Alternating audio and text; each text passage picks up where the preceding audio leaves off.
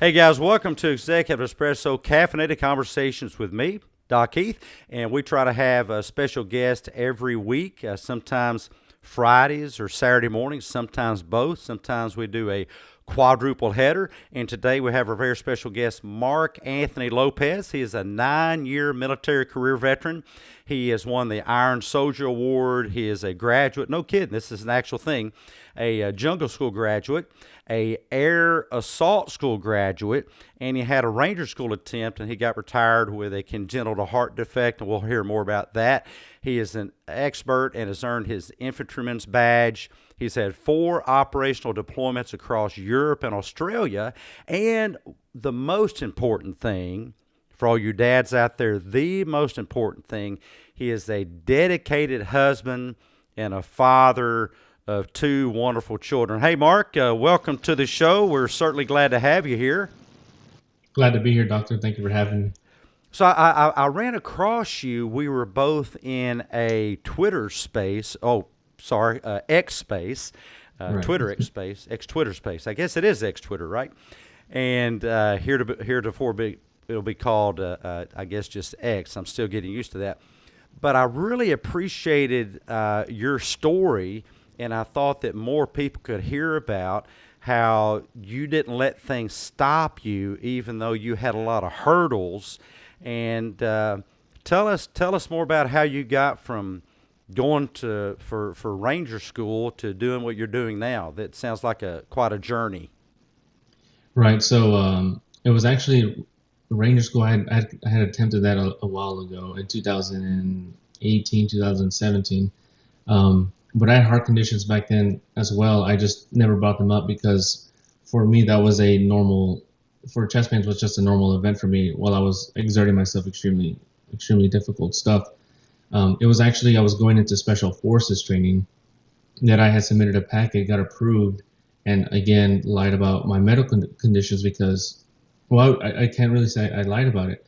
So I was just doing a regular training run. I was doing 2 miles at a low threshold heart rate just to build up the endurance for the excruciating miles that I would be putting in special forces selection and assessment course.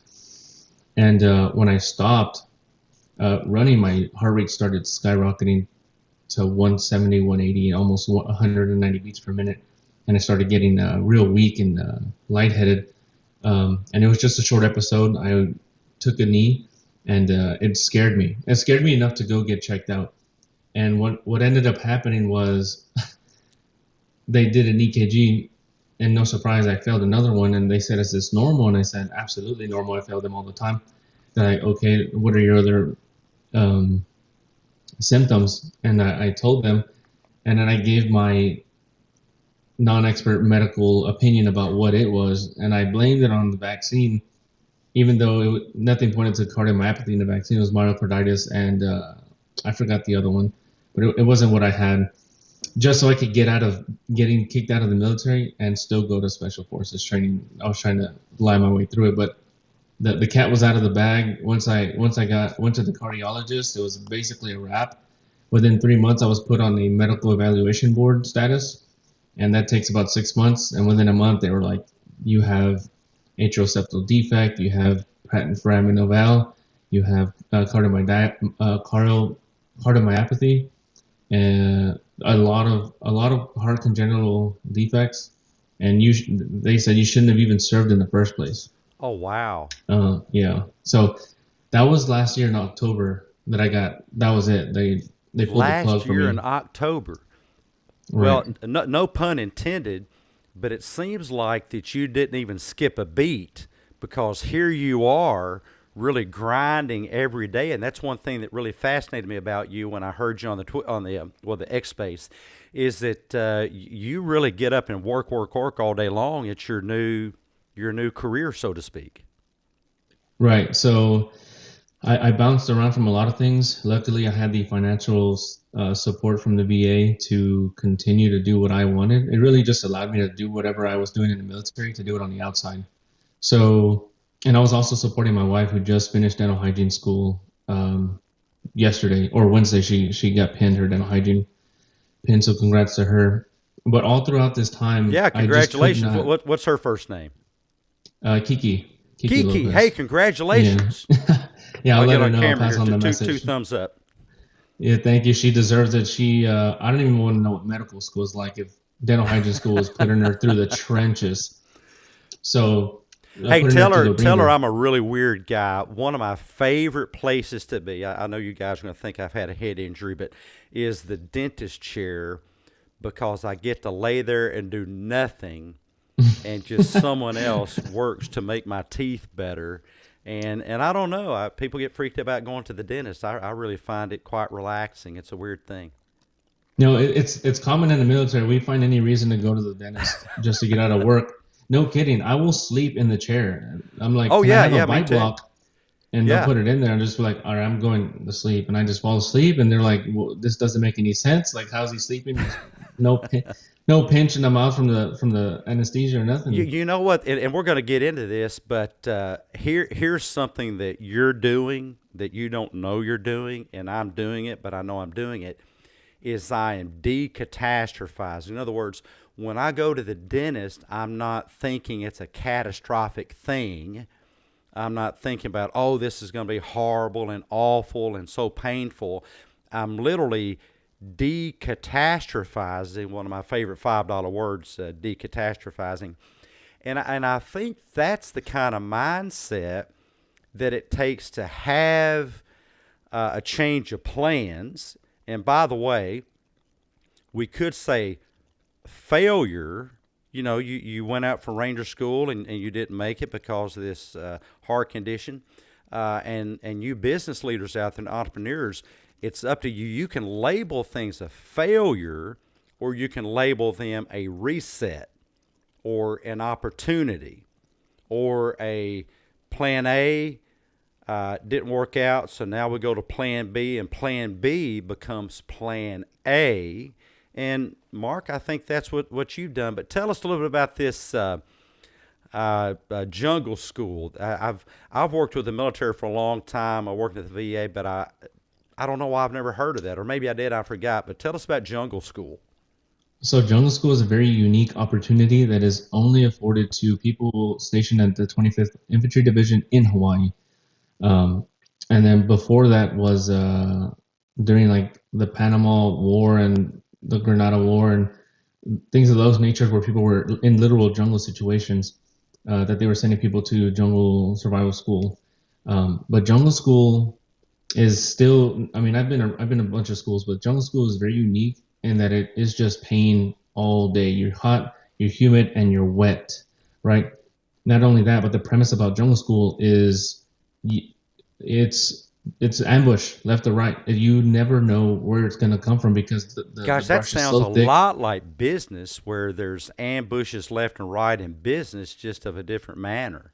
You have to learn how to Right. deal with No, these just like in ambushes. business, you can plan for so much, but you never know you can't know the unknown, right? So whenever you hit that unknown in the business world, you just gotta take it head on. What we call it turn and burn. We're turning towards wherever the ambush is coming from. We're going head on, and we're gonna do it. We're gonna do it live, right? Sometimes Turn and that's all burn, it takes. baby. Turn and burn. That's Turn and awesome. burn.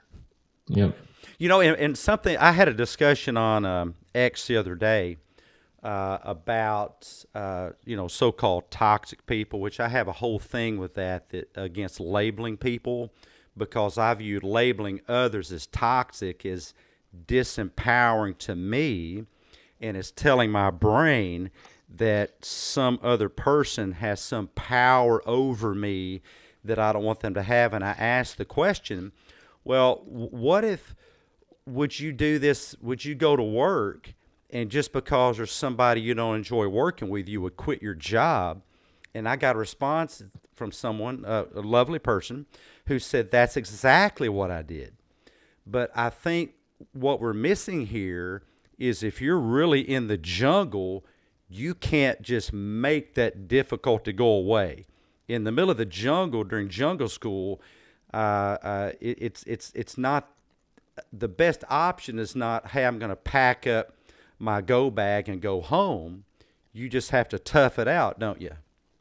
Right. No, one of the things that we're taught in jungle school is if you turn away and run, you're more than likely going to get mowed down because the enemy has a better view of where you're at versus where you think that they're at, right? So they're hiding behind bushes and they're pulling the trigger. It's because they already know where you're at, and you can identify, so you don't even know where to run.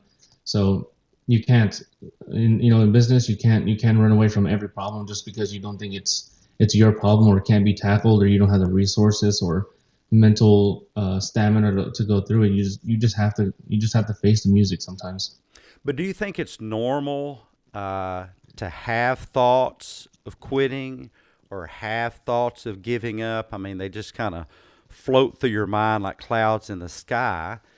Um, I mean, Right. don't No, you think everybody has those? I think it'd be very abnormal to not have those thoughts. Um, I think it's very normal to have those thoughts because without those thoughts, would you know if you were doing something hard or not? Would you know that there's green grass on the other side if you didn't know that you were going through the dark tunnel? So I do think it's very normal to have that. I do too, and I have those all the time. I teach people that I mean, winter's coming, some of the hot weather's over, but the brain creates thoughts the way blizzards create snowflakes. And what does an individual thought mean? Well, it doesn't mean anything. We have to decide the value of that thought.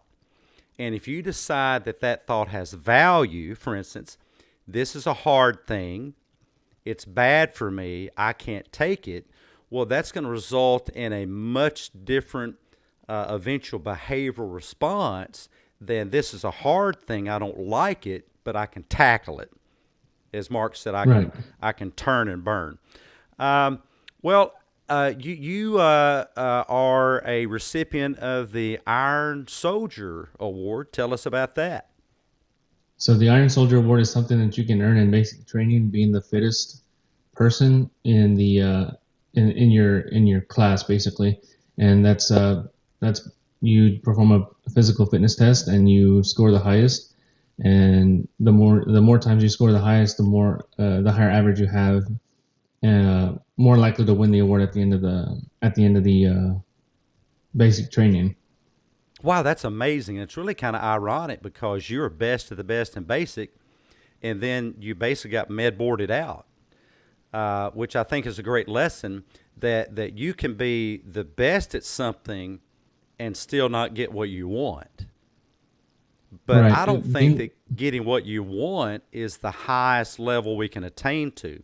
I think that the best thing we can do in life, in business, is to learn how to not get what we want and then keep on going.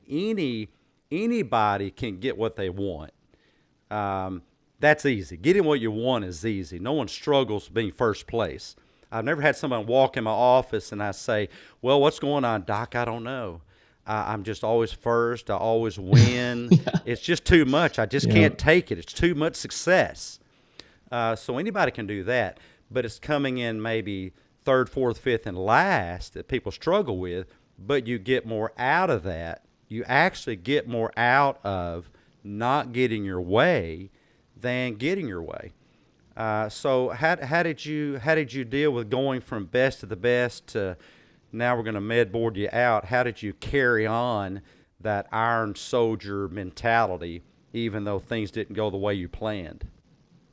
Right. So I'm gonna be honest. I've I haven't faced a lot of failures in my life. I've been very successful in anything that I set my mind to because I am extremely driven in anything that I set my eyes on. So and nothing's gonna stop me. But the times that I do fail, it has a really strong effect, or like a lingering, like a dark cloud over me that I have to somehow make up for. So I'm still, you know, the military is one thing, but being in the civilian world and trying to carry on that military discipline is a lot harder than people think, and that's still something that I'm learning to do. But basically, I just apply what I learned in the military, and that's you do what you have to do, even when you don't want to do it. You just get up and you do it. Yeah, I think we put emotions in the mix and we say I don't feel like it, and I do that too. I'll say I don't feel like doing this, and so I do it anyway. I don't feel like working out, so I do it anyway. I don't feel like doing lots of things, so I do it anyway. And I think if we attach to the end of that statement, I don't feel like, the addendum, so I do it anyway, I Right. think that can become very powerful programming. So what are some things that you've discovered, some secrets of dealing with so-called battle fatigue in life that maybe you brought forward from your jungle school training and your Iron Soldier award that help you currently? Well, like you said, it's separating emotion, really. You have to take a step back and be mindful of your emotion and your physical state and your mental state. If you can do that, then you can identify where the problem is and address it directly, and then get back into the fight. Because if you're not aware of who you are or what's going on, then you basically become a liability for everybody around you, not just yourself. So if you can just detach yourself from your emotional state and logical state, you'll be able to make better decisions and address it and move forward. Well, yeah, and that's part of what I talked about earlier. Is it's really called metacognition, thinking about your thinking. So you can have depression and decide what you're going to think about it. Do I get depressed? Mark just talked about getting depressed, but we can be depressed and still be, the term is behaviorally activated. You don't have to do everything, but for goodness sake, do something. Something. Take a Absolutely. step and then add a step to it and add a step to it. And so we're going to get into the triple shot, just some quick answers here from Mark. What currently is your own top mental struggle, your own current top mental struggle? Defining a purpose for myself. Ah, that is so important. And what's Mm. your current best mindset hack? The thing that your go to when you need to focus your mind. What do you do that seems to work best for you currently? 5 second mindful meditation. Really? Okay, that's Right. wonderful. 5 seconds. That's awesome. I highly recommend that. And when you how do you keep putting yourself back in the battle every single day? Just get up and grinding and doing it. I tell myself that time is going to pass regardless, so I might as well get up and continue doing what I was doing. You know, that is so spooky because I do the same thing. I tell myself life is simply made out of moments, and so it's literally a declining quantity. And so why waste any of them? I mean, fill this moment with something, and then fill the next moment with something, and that doesn't mean I don't take breaks, but find something meaningful to do. Find someone to give back. Right. Mark, man, it's been great. What kind of words of wisdom can you leave the audience with today? You got to think about your objective as a bamboo tree in China, right? So you have to water the bamboo tree seedling for 5 years before it even breaks ground. Um, but if you never start watering, then you'll never see that growth. But even if you are watering, you have to make sure and do it consistently, do it for a long time, stay disciplined, and eventually you will reap what you sow. And that would be the whatever the bamboo seedling is for you, you will triumph. That's awesome. What great words of wisdom. And I just heard the other day that bamboo will grow a huge underground network, and you'll see no progress because it's hidden. And then all of a sudden, you have bamboo. So I want to encourage you folks out there, instead of trying to avoid failure, get better at it. Realize that failure is simply an opportunity to build on. So embrace those failures. Don't shy away from them. Use them as opportunities, as the foundation for future growth. And we wish Mark all the best. And Mark, thank you for being here, man. It's been awesome. And good luck with moving forward in your new life there. And congratulations again to your wife. It's too bad she's not local. I'd go and let her pick at my teeth, you know. But Yeah. all the best to you and your family. Bye bye, guys. Bye. Thank you, Dr. Ethan.